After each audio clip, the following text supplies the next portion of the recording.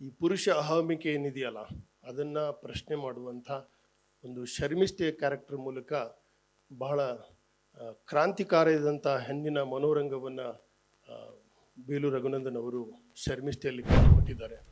ರಂಗಚಂದ್ರದ ಗೆಳೆಯರಾದ GPO Chandru ಅವರು ಮತ್ತು ಇವತ್ತು ಬಿಡುಗಡೆ ಆಗಬೇಕಾಗಿರುವಂಥ ಶರ್ಮಿಷ್ಠೆ ನಾಟಕದ ನಾಟಕಕಾರರು ಡಾಕ್ಟರ್ ಬೇಲು ರಘುನಂದನ್ ಅವರು ತುಂಬ ಪ್ರೀತಿಯಿಂದ ಸ್ನೇಹದ ಹಕ್ಕೊತ್ತಾಯದಿಂದ ಇವತ್ತಿನ ಈ ಕಾರ್ಯಕ್ರಮ ಚಾಲನೆ ನೀಡೋದಕ್ಕೆ ಬರಬೇಕು ಅಂತ ಹೇಳಿದಾಗ ನಾನು ತುಂಬ ಪ್ರೀತಿಯಿಂದ ಮತ್ತು ಅಭಿಮಾನದಿಂದ ಮತ್ತು ಅಳಕಿನಿಂದನೇ ಒಪ್ಪಿಕೊಂಡೆ. ತಡವಾಗಿ ಚಾಲನೆ ನೀಡಿದ್ದಕ್ಕೆ ಕ್ಷಮೆ ಕೋರ್ತೇನೆ.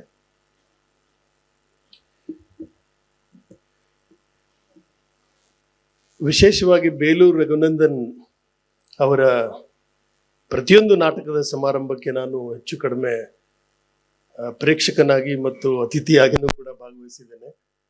ಅವರ ಹಲವಾರು ನಾಟಕಗಳ ಬಗ್ಗೆ, ಪ್ರಯೋಗಗಳ ಬಗ್ಗೆ ನಾನು ಮಾತನಾಡಿದ್ದೇನೆ. ಅವರ ನಾಟಕಗಳು ಒಂದು ರೀತಿಯಿಂದ ನನಗೆ ರಿಸರ್ಚ್ ಸಬ್ಜೆಕ್ಟ್ ಥರ. ಯಾಕೆ ವಿಶೇಷ ಅನಿಸುತ್ತೆ ಅಂತಂದರೆ, ಅವರ ಪ್ರತಿಯೊಂದು ನಾಟಕದಲ್ಲಿ ಸ್ತ್ರೀ ಕೇಂದ್ರಿತವಾಗಿರುತ್ತೆ. ಸ್ತ್ರೀ ಕೇಂದ್ರಿತ ಅಂದ ತಕ್ಷಣ ತುಂಬ ವರ್ಷಗಳಿಂದ ಅದು ಕಮರ್ಷಿಯಲ್ ದೃಷ್ಟಿಯಿಂದನೂ ಕೂಡ ಆರ್ಟ್ ಫಾರ್ಮಲ್ಲಿ, ಲಿಟ್ರೇಚರ್ ಫಾರ್ಮಲ್ಲಿ ಮತ್ತು ಇನ್ನಿತರ ಮೀಡಿಯಾ ಫಾರ್ಮ್ಗಳಲ್ಲಿ ಬಳಕೆ ಆಗ್ತಾ ಬಂದಿದೆ. ಇಂದಿನ ಸಿನಿಮಾಗಳು, ಸೀರಿಯಲ್ಗಳು ಮತ್ತು ವಿಶೇಷವಾಗಿ ವೆಬ್ ಸೀರೀಸ್ಗಳು ಹೆಚ್ಚು ಮಹಿಳೆಯನ್ನು ಫೋಕಸ್ ಮಾಡ್ತವೆ. ಅವು ಕೇವಲ ಹೆಣ್ಣಿನ ದೇಹವನ್ನು ಕ್ಯಾನ್ವಾಸ್ ಮಾಡ್ಕೊಂಡಿದ್ದಾವೆ. ಆದರೆ ನಮ್ಮ ಬೇಲು ರಘುನಂದನ್ ಅವರ ನಾಟಕಗಳಲ್ಲಿ ಸ್ತ್ರೀಯ ಮನೋರಂಗದ ಮೇಲೆ ಹೆಚ್ಚು ಫೋಕಸ್ ಆಗಿರುತ್ತೆ. ಅದು ನನಗೆ ತುಂಬ ಇಷ್ಟ. ಹಿಂದಿನ ಅನೇಕ ನಾಟಕಕಾರರು ಹೆಣ್ಣನ್ನು ಚಿತ್ರಿಸಿದ್ದಾರೆ. ಶೇಕ್ಸ್ಪಿಯರ್ ಕೂಡ ಇರ್ಬೋದು. ಶೇಕ್ಸ್ಪಿಯರ್ನ ಒಂದು ಫೇಮಸ್ ಸೇಯಿಂಗ್ ಇದೆಯಲ್ಲ, hell hath no fury like women scorned ಅಂತ. ಶೇಕ್ಸ್ಪಿಯರ್ನ ಭಾಳ ಫೇಮಸ್ ಮಾತಿದು. If women feels something unfair to her anger will be limitless ಅಂತ. ಸೊ ಅದಕ್ಕೆ ಕನ್ನಡದಲ್ಲಿ ಒಂದೇ ಒಂದು ಲೈನ್ ತುಂಬ ಚೆನ್ನಾಗಿದೆ. ಬಹುಶಃ ಶೇಕ್ಸ್ಪಿಯರ್ ಬರೆದ ನಂತರ ಬರೆದಿದ್ದಾರೋ ಅಥವಾ ಅದಕ್ಕಿಂತ ಮುಂಚೆನೇ ಬರೆದಿದ್ದಾರೋ, ಒಲಿದರೆ ನಾರಿ ಮುನಿದರೆ ಮಾರಿ ಅಂತ. ಆ ಲೈನಲ್ಲಿ ಸುಮಾರಷ್ಟು ನಾಟಕಗಳು ಬಂದು ಹೋಗಿದೆ. ಶೇಕ್ಸ್ಪಿಯರ್ ಕೂಡ ಕ್ಲಿಯೋಪಾತ್ರದಂಥ ಒಂದು ಪಾತ್ರವನ್ನು ಸೃಷ್ಟಿ ಮಾಡ್ತಾರೆ. ಮ್ಯಾಕ್ಬೆತಲ್ಲಿ ಲೇಡಿ ಮ್ಯಾಕ್ಬೆತ್ ಪಾತ್ರವನ್ನು ಕೂಡ ಸೃಷ್ಟಿ ಮಾಡ್ತಾರೆ. ಅದರಲ್ಲಿ ಹೆಚ್ಚು ರಾಜಕೀಯ ಮತ್ತು ಕೇವಲ ಒಂದು ಸೈಕೋ ಅನಾಲಿಸಿಸ್ ಥರ ಬಂದು ಹೋಗಿದ್ದು ಬಿಟ್ಟರೆ, ಹೆಣ್ಣನ್ನು ಪರಿಪೂರ್ಣವಾಗಿ ಚಿತ್ರಿಸುವಂಥ ಪ್ರಯತ್ನ ನಾನು ಶೇಕ್ಸ್ಪಿಯರ್ನಲ್ಲಿ ಅಷ್ಟಾಗಿ ಕಾಣಲಿಲ್ಲ. ಬ್ರೆಕ್ಟ್ ಕೂಡ ಹೆಣ್ಣನ್ನು ತಗೊಂಡು ಬಂದಿದ್ದಾರೆ. Mother courage and her children. ಯುದ್ಧವನ್ನು ಮೂಲವಾಗಿಟ್ಟುಕೊಂಡು ಸ್ತ್ರೀ ಕ್ಯಾರೆಕ್ಟರನ್ನು ಪ್ರಧಾನವಾಗಿಟ್ಟುಕೊಂಡು ಬರೆದಂಥ ಮದರ್ ಕರೇಜ್ ನಾಟಕಗಳನ್ನು ಕೂಡ ತಾವೆಲ್ಲರೂ ನೋಡಿದ್ದೀರಿ. ಯುದ್ಧ ಅನಿವಾರ್ಯ ಅನ್ನುವಂಥ ಸ್ಥಿತಿಗೆ ಆ ಮದರ್ ಕರೇಜ್ ಬಂದಿರುವಂಥದ್ದು.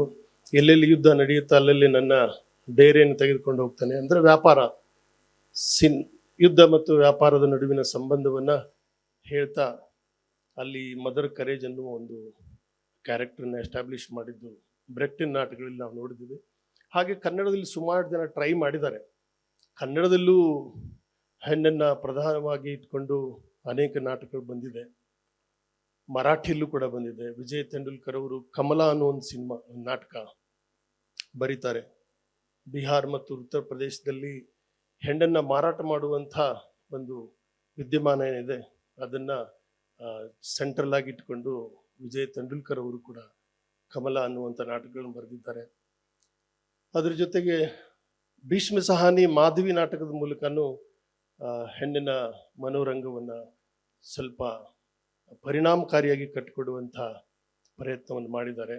ಆದರೆ ಎಲ್ಲವೂ ಕೂಡ ಒಂದು ಅಥವಾ ಎರಡು ಮೂರು ಹೀಗೆ ಯಾರೂ ಅದನ್ನ ಜಾನರ್ ಆಗಿ ತೆಗೆದುಕೊಂಡಿಲ್ಲ.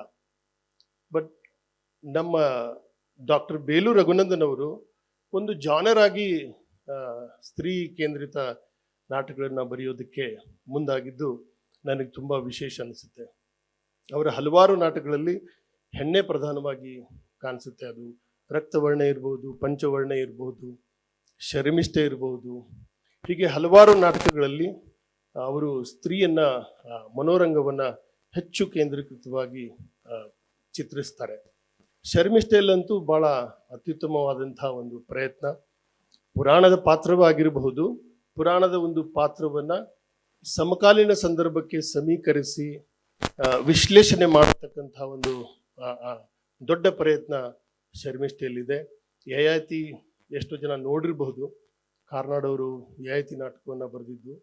ಪುರುಷ ಅಹಮಿಕೆ ಏನಿದೆಯಲ್ಲ ಅದನ್ನ ಪ್ರಶ್ನೆ ಮಾಡುವಂಥ ಒಂದು ಶರ್ಮಿಷ್ಠೆಯ ಕ್ಯಾರೆಕ್ಟರ್ ಮೂಲಕ ಬಹಳ ಕ್ರಾಂತಿಕಾರಿಯಾದಂಥ ಹೆಣ್ಣಿನ ಮನೋರಂಗವನ್ನ ಬೇಲೂರು ರಘುನಂದನ್ ಅವರು ಶರ್ಮಿಷ್ಠೆಯಲ್ಲಿ ಕಟ್ಟಿಕೊಟ್ಟಿದ್ದಾರೆ. ಅವರ ಬಹುತೇಕ ನಾಟಕಗಳಲ್ಲಿ, ಪ್ರಯೋಗಗಳಲ್ಲಿ ಅವರ ರಂಗ ವಿನ್ಯಾಸವೇ ಬಹಳ ಅದ್ಭುತವಾಗಿರುತ್ತೆ. ಒಂದು ಪರ್ಟಿಕ್ಯುಲರ್ ಆದಂಥ ಡಿಸೈನ್ ಅನ್ನು ಅವರು ಡೆವಲಪ್ ಮಾಡ್ಕೊಂಡಿದ್ದಾರೆ. ರಂಗದ ಕೇಂದ್ರ ಭಾಗದಲ್ಲಿ ಹೆಚ್ಚು ಬಟ್ಟೆಗಳನ್ನು ಅವರು ಬಳಸ್ತಾರೆ. ಬಟ್ಟೆಗಳನ್ನ ಮೆಟಾಫರ್ ಆಗಿ ಇಟ್ಟುಕೊಂಡು ಅವರು ರಂಗ ವಿನ್ಯಾಸವನ್ನು ಮಾಡ್ತಾರೆ. ಮತ್ತು ಅವರ ಏಕವ್ಯಕ್ತಿ ಪ್ರದರ್ಶನಗಳು ಕೂಡ ಬಹಳ ವಿಶೇಷವಾಗಿರ್ತವೆ. Solo performance ಏಕಪಾತ್ರಾಭಿನಯಕ್ಕಿಂತ ಭಿನ್ನವಾಗಿದ್ದು. ಯಾಕೆಂದ್ರೆ ಇದರಲ್ಲಿ ಮೊನಲಾಗ್ ಇರುತ್ತೆ ಸೋಲೋನಲ್ಲಿ. ಸೊ ಒಂದು ಹೆಣ್ಣು ತನ್ನ ಮನೋರಂಗವನ್ನ ಒಂದು ಕಲಾತ್ಮಕವಾಗಿ ಬಿಚ್ಚಿಡುವಂಥ ಮತ್ತು ಒಂದು ಆರ್ಗ್ಯುಮೆಂಟ್ ಅನ್ನ ಬಹಳ ಪರಿಣಾಮಕಾರಿಯಾಗಿ ಪ್ರೇಕ್ಷಕರ ಮುಂದೆ ಇಡುವಂಥ ಪ್ರಯತ್ನ ಈ ಸೋಲೋ ಪರ್ಫಾರ್ಮೆನ್ಸ್ ಅಲ್ಲಿ ಪ್ರಮುಖವಾಗಿ ಕಾಣಿಸುತ್ತೆ. ಯಾಕೆಂದ್ರೆ ಯಾವುದೇ ಕಲೆ ಆಗಿರಲಿ, ಅದು ಕೇವಲ ನಮ್ಮ ದ ಬೆಸ್ಟ್ ಆಫ್ ಅಸ್ ಅಷ್ಟೇ ಆಗಿರಲ್ಲ, ಅದು ನಮ್ಮನ್ನ ಡಿಫೈನ್ ಮಾಡ್ತಾ ಇರುತ್ತೆ. ಏನೇನು ಡಿಫೈನ್ ಮಾಡುತ್ತೆ ಅಂದ್ರೆ ನಮ್ಮ ಕಲ್ಚರನ್ನ ನಾವು ಹೇಗೆ ಎಕ್ಸ್ಪ್ಲೋರ್ ಮಾಡಿ ಅದನ್ನ ಟ್ರಾನ್ಸ್ಫರ್ ಮಾಡಿ ಒಂದು ಮ್ಯಾನಿಫೆಸ್ಟೇಷನ್ ಆಗಿ ಕನ್ವರ್ಟ್ ಮಾಡ್ತೀವಲ್ಲ, ಅದು ಬಹಳ ಮುಖ್ಯವಾಗಿರುತ್ತೆ. ಬೇಲೂರು ರಘುನಂದನ್ ಅವರ ಪ್ರತಿಯೊಂದು ಪ್ರಯೋಗಗಳಲ್ಲಿ ಈ ತರದ ಮ್ಯಾನಿಫೆಸ್ಟೇಷನ್, ಒಂದು ಹೆಣ್ಣಿನ ಮೊನೊಲಾಗ್ ಇದೆಯಲ್ಲ, ಅದು ಬಹಳ ಸುಂದರವಾದಂಥ ಅಭಿವ್ಯಕ್ತಿಯಾಗಿ ಮೂಡಿ ಬರುತ್ತೆ. ಶರ್ಮಿಷ್ಠೆ ನನ್ನ ಪ್ರಕಾರ ಭಾರತದ ರಂಗಭೂಮಿಯಲ್ಲಿ ಒಂದು ಬಹಳ ವಿಶಿಷ್ಟವಾದಂತಹ ಕೃತಿ ಅಂತ ನಾನು ಅನ್ಕೊಂಡಿದ್ದೇನೆ. ಆ ನಾಟಕದ ಬಗ್ಗೆ ನಾನು ದೀರ್ಘವಾದಂಥ ವಿಮರ್ಶೆಯನ್ನ ಬರೆದಿದ್ದೆ. ಬಹುಶಃ ಅದನ್ನ ಈ ಪುಸ್ತಕದಲ್ಲಿ ಬೇಲೂರು ಅವರು ಇನ್ಕ್ಲೂಡ್ ಮಾಡ್ಕೊಂಡಿರ್ಬೋದು ಅನ್ಕೊಂಡಿದ್ದೀನಿ. ಸೊ ಹೆಚ್ಚು ಮಾತನಾಡದೆ ನಿಮ್ಮ ಮತ್ತು ರಂಗ ಪ್ರಯೋಗದ ನಡುವೆ ಹೆಚ್ಚು ಹೊತ್ತು ನಿಲ್ಲದೆ ಈ ನಾಟಕಕ್ಕೆ ಒಂದು ಉತ್ತಮವಾದಂಥ ಚಾಲನೆ ದೊರಕಲಿ ಮತ್ತು ಬೇಲೂರು ರಘುನಂದನ್ ಅವರ ಈ ರಂಗ ಕೃತಿಗಳ ಈ ಪ್ರವಾಹ ಇದೆಯಲ್ಲ, ಇದು ಇನ್ನೂ ಮುಂದುವರಿಯಲಿ. ಸಾಕಷ್ಟು ನಾಟಕಗಳನ್ನ ಕನ್ನಡಕ್ಕೆ ನೀಡಿದ್ದಾರೆ. ಇಡೀ ಇಂಡಿಯನ್ ಥಿಯೇಟರ್ ತಿರುಗಿ ನೋಡುವಂಥ ಹಲವಾರು ಉತ್ತಮ ಪ್ರಯೋಗಗಳನ್ನ ಮತ್ತು ನಾಟಕಗಳನ್ನ ಅವರು ಈ ನಾಡಿಗೆ ಕೊಟ್ಟಿದ್ದಾರೆ. ಬಹುಶಃ ನನ್ನ ಪ್ರಕಾರ ನಿಸ್ಸಂದೇಹವಾಗಿ ನಮ್ಮ ಸಂದರ್ಭದಲ್ಲಿ, ಸಮಕಾಲೀನ ಸಂದರ್ಭದಲ್ಲಿ ಅತ್ಯಂತ ಪರಿಣಾಮಕಾರಿಯಾದಂಥ ಒಬ್ಬ ಶ್ರೇಷ್ಠ ನಾಟಕಕಾರ ಡಾಕ್ಟರ್ ಬೇಲೂರು ರಘುನಂದನ್ ಅಂತ ಹೇಳೋದಕ್ಕೆ ನನಗೆ ಹೆಮ್ಮೆ ಅನಿಸುತ್ತೆ. ಈ ನಾಡಿನಲ್ಲಿ ಹಲವಾರು ನಾಟಕಕಾರರು ಇದ್ದಾರೆ. BS ಚೌಗ್ಲೆ ಅವರು ಇದ್ದಾರೆ, KY ನಾರಾಯಣ ಸ್ವಾಮಿ ಇದ್ದಾರೆ, ಸುಮಾರು ಜನ ಇದ್ದಾರೆ. ಸೊ ಅವ್ರ ಜಾನರ್ಗಳು ಬೇರೆ. ಬಟ್ ನಾನು ಒಂದು ಪರ್ಟಿಕ್ಯುಲರ್ ಜಾನರ್ ಅಲ್ಲಿ ಬೇಲೂರು ರಘುನಂದನ್ ಅವರನ್ನ ಹೆಚ್ಚು ಅನಲೈಸ್ ಮಾಡೋದಾದ್ರೆ, ಸುಮಾರಷ್ಟು ಭೀಷ್ಮ ಸಹಾನಿ, ತೆಂಡೂಲ್ಕರ್ ಏನು ಹೆಣ್ಣನ್ನ ಒಂದು ಮೊನೊಲಾಗ್ ಅನ್ನ ಕಟ್ಟಿಕೊಡೋಕೆ ಪ್ರಯತ್ನ ಮಾಡಿದ್ರು, ಅಷ್ಟೇ ಪರಿಣಾಮಕಾರಿಯಾದಂಥ ಮೊನೊಲಾಗ್ ಅನ್ನ ರಘುನಂದನ್ ಅವರು ಕಟ್ಟಿಕೊಡೋದ್ರಿಂದ ನನಗೆ ಅವರ ಕೃತಿಗಳು ತುಂಬಾ ವಿಶೇಷ ಅನಿಸುತ್ತೆ. ಅವರಿಗೆ ಒಳ್ಳೇದಾಗ್ಲಿ. ಈ ನಾಡಿಗೆ ಇನ್ನಷ್ಟು ಅರ್ಥಪೂರ್ಣವಾದಂಥ ಶರ್ಮಿಷ್ಠೆಯರು ಅವರ ಅಂತರಂಗವನ್ನ ಬಿಚ್ಚಿ ನಮ್ಮ ರಂಗದ ಮುಂದೆ ಇಡುವಂತಾಗಲಿ. ಆ ಮೂಲಕ ನಮ್ಮ ಸಮಾಜದಲ್ಲಿರುವಂಥ ಪುರುಷ ಅಹಮಿಕೆ ತಗ್ಲಿ, ಹೆಣ್ಣನ್ನ ಒಂದು ವ್ಯಕ್ತಿತ್ವವಾಗಿ, ಒಂದು ಪರ್ಸನಾಲಿಟಿಯಾಗಿ ನೋಡುವಂಥ ಮನೋಧರ್ಮ ಬೆಳೆಯಲಿ. ಈ ತರಹದ ಪ್ರಯತ್ನದ ಮೂಲಕ ಅದು ಇನ್ನಷ್ಟು ಅರ್ಥಪೂರ್ಣವಾಗಿ ಹಬ್ಬಲಿ ಅಂತ ಆಶಿಸ್ತಾ ನನ್ನೆರಡು ಮಾತುಗಳನ್ನು ಮುಗಿಸ್ತೇನೆ.